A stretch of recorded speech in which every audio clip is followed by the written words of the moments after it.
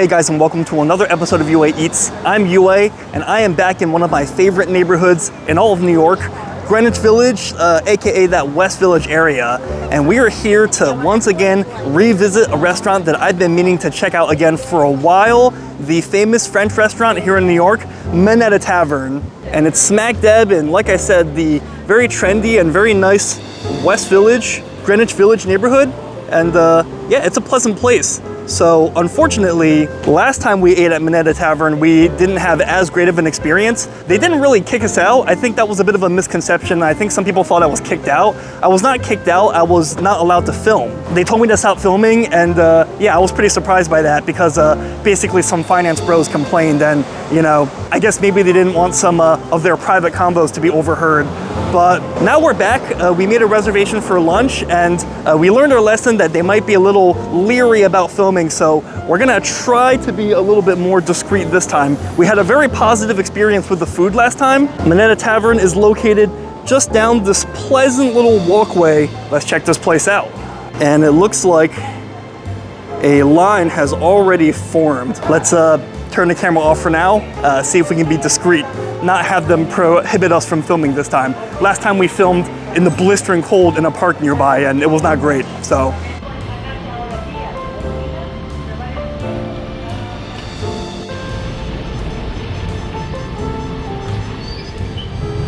All right, guys, so we are inside the famous Minetta Tavern, and I think last time I kind of drew the ire of probably some significant people nearby at the bar, but it's a beautiful restaurant.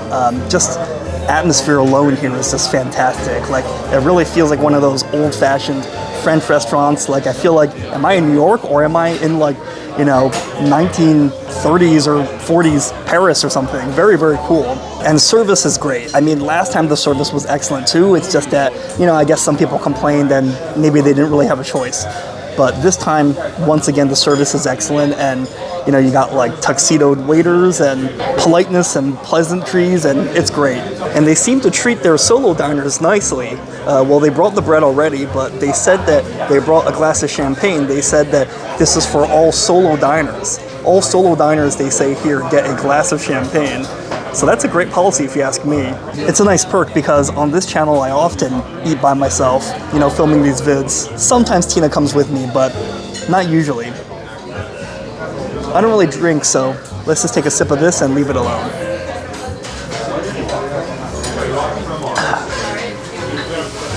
I mean, yeah, I mean, it's a great temperature, it's nice and cool, and it's nice and bubbly and pleasant, like a nice white wine flavor, but I really don't know anything else about wine, so probably gonna have them take that later. Let's try the bread real quick while it's warm. Actually, it's still slightly warm to the touch. I can tell that this is freshly baked in-house, and it's got a great crust on it, a nice rustic crust. Grab some butter and quickly apply some and give this a try.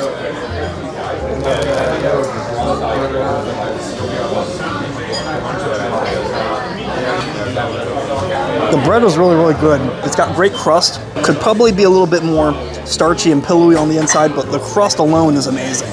Like, it really resembles like a homemade country loaf, or like those loaves that a lot of people were making during COVID, during the pandemic, when people were, you know, all obsessed with baking bread at home. The butter, it's good. I mean, it tastes like a good quality butter. It tastes like a cultured butter, but the butter, while good, this is not being made in-house. I'm almost positive they're getting this outsourced, but it's a good butter nonetheless. Let's take a look at the menu. Why don't we? And I'm here for lunch, and they got a lot of great stuff here. A lot of what I presume are French classics, and a lot of fancy stuff. I hear great things about this bone marrow. I hear this is a must. And while they have a lot of great French items on their menu, a lot of this is very much, like, this place is really known for like steak in a way. Like, even the Black Label Burger, which we had last time, uses bits of dry-aged beef in their steak. We got it last time and it was fantastic, although we did eat it in a to-go container at a park nearby, so that was a little bit lame. But maybe we can try it again this time, just briefly touch on it with actual silverware and like an actual plate to eat off of. They got a well-priced steak frites. The Côte de beef is a big portion. It's $189 and it's really for two, so. But I think we'll probably do the dry-aged bone-in New York strip, or we'll do the steak frites. I'm not sure. I'm not sure if that's the New York strip, but a smaller portion. So bone marrow, one of the steaks, and we'll do the burger again. So let's order. Yes, I'm ready. Okay, what can I get you? So I'm gonna do the, I wanna try the black label burger. Okay. Medium. Medium? Yes. Perfect. Anything for you to start? Yeah, I wanna try the roasted bone marrow. I hear that's excellent. Yeah, excellent choice. All right, and the steak frites, what kind of steak is that? It's called a petite tender. It's a shoulder cut. Okay. Petite tender, is it like a New York strip? No. I mean, I guess you could say it's similar. It's very tender, but it's cut from the shoulder. It's a completely different cut. Do you sell the Côte de beef? Because that's ribeye, right? Yeah. Do you sell that like on its own without like the combo here? No, it's just one size. It's an extremely large portion for one person. You know what? I'll do a dry aged bone and rib, New York strip. Okay. Yeah. How would you like that prepared? Medium rare. So I'll send the bone marrow first, and then the burger and the strip together. Yes. Just whatever comes first. Okay, perfect. Yeah. Wow! Holy smokes! This is the bone marrow. Oh, I think I bit off a little more than I could chew. I mean, for 33 bucks, I asked to keep a menu. This is. Holy smokes, you're definitely getting your money's worth here. I thought we were just getting one or two pieces. This is definitely made to share, so we'll, you know, just pretend we're a caveman gnawing on some bones. Let's just grab us a nice and, ooh, it's hot too. It's kind of hard to pick up. It looks like they got bread on the bottom. I don't want to upset the delicate balance, so. Ooh, look at this. I'm like a world champion Jenga player. I was able to take out a piece right in the middle and not collapse the tower. Let's just try a piece of this buttery and liquidy bone marrow. Oh my goodness. Is this not a thing of beauty or what? All right, first a bite without any of the bread or anything.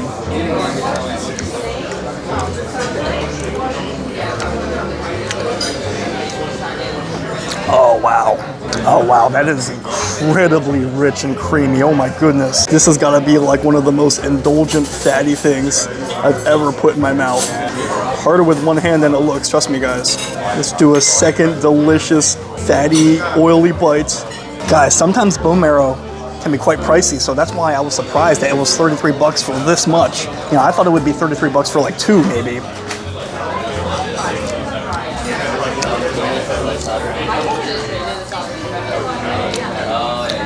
Wow. Oh wow. Just getting that like fatty inside of the bone, like that, like digging for like treasure almost. Oh my goodness. I mean, this is like the ultimate indulgent meal. I mean, don't eat this too often. I mean, it's gonna make your calories and your cholesterol go through the roof, I'm sure. I don't know, it's just like liquid gold. It's just like literally drinking delicious, meaty, fatty goodness. It's just delicious, and the portion is huge. It's really well seasoned. It's not like you're just eating the fat purely. Like they have just the right amount of you know, seasoning and like herbs and things on top. So let's try it now on what I presume is garlic bread. All right, harder with one hand than it looks, trust me. There you go. Gonna add a bigger piece right to the front. We're not skimping on the bone marrow on the bread.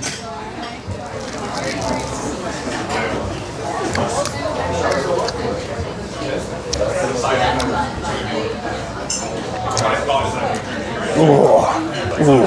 You know, I thought that the bread would just be like a plain vehicle to eat it with to add some crunch, but the bread almost makes it like even better. Like eating it just on its own, like it's a little bit too fatty, a little bit too oily, and you kind of get overwhelmed by that fat. But if you add it to the toast, like to the what I think is garlic bread, it's kind of like eating like cheese and crackers. Like the crackers kind of complement the cheese. So while it tastes plenty good on its own, you gotta eat it with a vehicle, otherwise it's slightly, almost too much on its own. With the bread though, it's just, I don't know, it's just, the bread is crunchy and oily, and you know, I think there might be some garlic flavor with it. Okay, maybe not, it might not be garlic bread, but it's like the perfect buttery spread on it. Like liquid gold, and you get to mine for the gold too, scraping it out of the bone. So, I can save it for to marrow. Sorry for the puns. Hopefully you don't have a bone to pick with me. Okay, no more. No more for the rest of the day, I promise. Time to wait for our other 2 courses. Oh, yeah, I tried it, but I don't really drink much, so you can take this whenever you get a chance. Yeah. Anything else you'd like to try? No, water is good enough. So solo diners always get a champagne. That's like a tradition here. Yes. Oh, thank you. I like that tradition, the champagne tradition. I like that. I mean, I personally have no qualms about eating out by myself, but you know, I get that some people might feel insecure about it, and that's a good way to make people feel special. So I like that.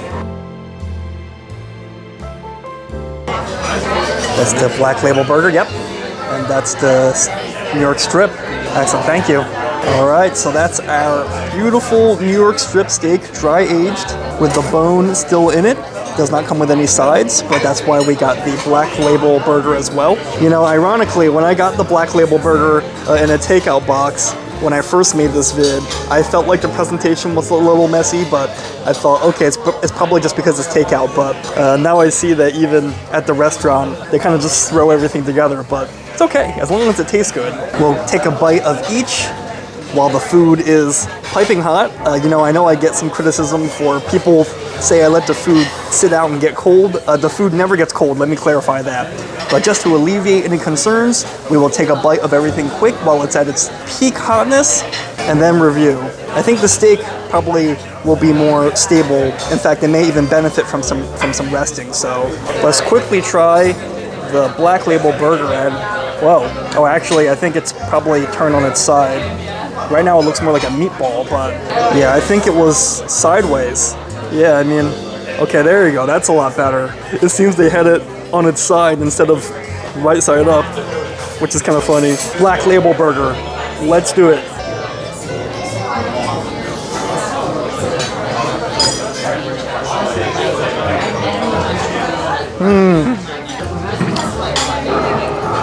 Just look at that juicy burger. Let's try some of the fries.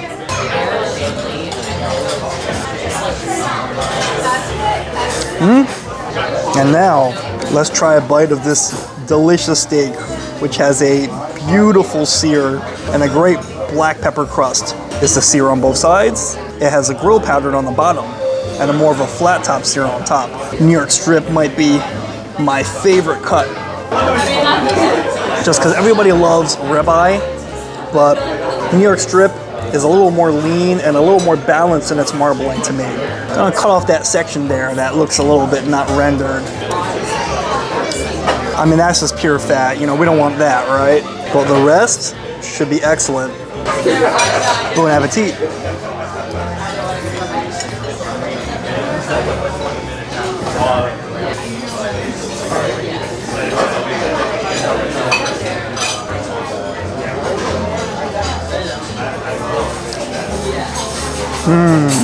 All right, I gotta do another bite of that. I just gotta. Before we backtrack to the burger, slice off another piece of strip.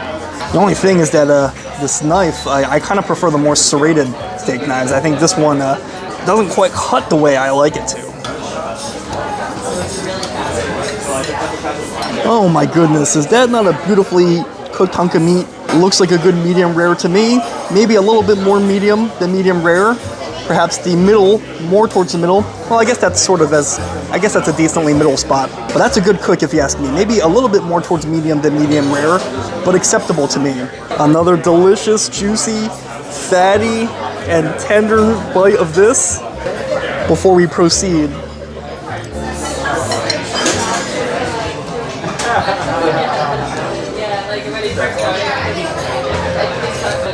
Oh, wow, that is just fantastic. Let's touch on the burger real quick. Now, we won't go too in depth with the burger since we reviewed it last time, but the burger is very similar to how I remembered it. I think last time it was a little bit juicier. This time it's a little bit less juicy. Maybe I just got less lucky with a slightly less marbled, you know, less fatty piece of the burger. Last time, like, you just lightly press it and juices were, you know, coming out, and you had to be careful that they weren't gonna roll down your arm and down your sleeve. But Minetta Tavern is definitely showing their steakhouse chops here, pun semi-intended. And you definitely taste that, like, dry aged, funky, slightly smoky flavor in this. The meat here is definitely star. And the onions are an interesting simple topping, these caramelized onions on top. I personally prefer more of a raw or slightly charred onion because I like that crunch, but they kind of work here. They add some sweetness to offset the savory, meaty flavor. I only wish that these buns were a little higher quality. These are almost like supermarket buns with how easily they go flat. Although I guess they do a good job of soaking up all that delicious steak beefy flavor. So the burger, ironically, better when it was in a to-go container, but still good. Maybe just luck of the draw. The fries are excellent. The fries are fried in some sort of very nutty oil, perhaps peanut oil, perhaps lard or beef fat or something, beef taro or something. But these French fries are absolutely delicious. I like them then and I like them now. They're kind of like, almost like if McDonald's fries were upscale. Like they're more crispy fries. They're less starchy on the inside, but they make up for it in the great flavor of the nutty oil, the nice crunch. And the fries here, not just a side item, but worthy on their own. But this steak, oh my goodness. I'm gonna put this up there with the best steaks I've had in New York or ever so far. Sear, more or less, on both sides of the steak. Well cooked, maybe could be slightly more rare for my liking, but overall well cooked. Nice globs of fat mixed in for delicious bursts of delicious fatty goodness. In fact, the fat tastes so good. I was afraid that the fat was gonna be kind of blubbery and, kind of unpleasant, but the fat tastes so good I might even eat this fat blob later. But the dry aged flavor of the steak definitely rings true. I mean, I am seriously impressed. This is when I think of Minetta Tavern, I think of a French restaurant. And it doesn't surprise me that the burger is good or the bone marrow, but there's so many great steakhouses in New York that, they really have stiff competition. But to me, this is as good as any steak I've had so far.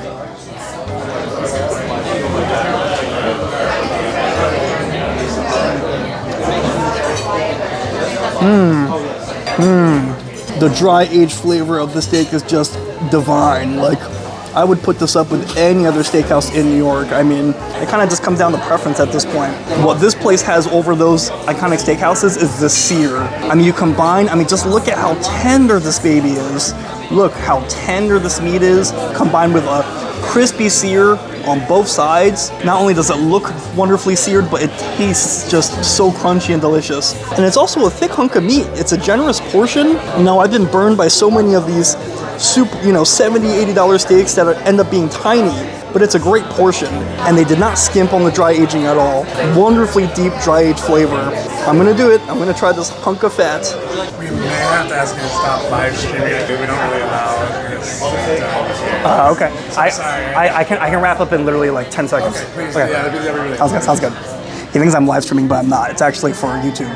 But quick bite of this. The flavor of the fat is good, but I was wise to cut it off because it is a little bit sinewy and a little bit chewy, and it's not really like an edible piece of fat. But yeah, it looks like I've overstayed my welcome. It looks like they're not letting me film again this time. So gonna eat a little more and share final thoughts outside. All right, guys, so I just left Minetta Tavern, as you can see behind me. Gonna walk a little bit further away since I think there's some tour groups, and I don't want too much of the background conversation noise to cause too much background noise in the video. But yeah, now for the second time in a row, I've now eaten at Minetta Tavern twice, filmed 2 videos, and I was stopped from filming twice. It is what it is, I will say that the food was outstanding. The steak was fantastic. It might have been one of the best steaks I've had in all of New York, if not one of the best steaks I've had, period. It was just, everything about it was great. The burger was also great. Even though it was better the first time I had it, it was still fantastic. And the fries, that bone marrow, that bone marrow was just, wow, blew me away. It's unfortunate that they didn't let me film, and very occasionally this will happen to me. If there's one silver lining though to this, is that at least hopefully you guys can see clearly that I am indeed just like you guys. I'm just showing up, I'm just eating in the restaurant just like a normal person, and yeah, so unfortunately, because I'm not collaborating with these restaurants in advance, and if I don't have their permission, then, you know, sometimes stuff like this will happen. I know it would probably be more discreet for me to just eat there, film some B-rolls, and then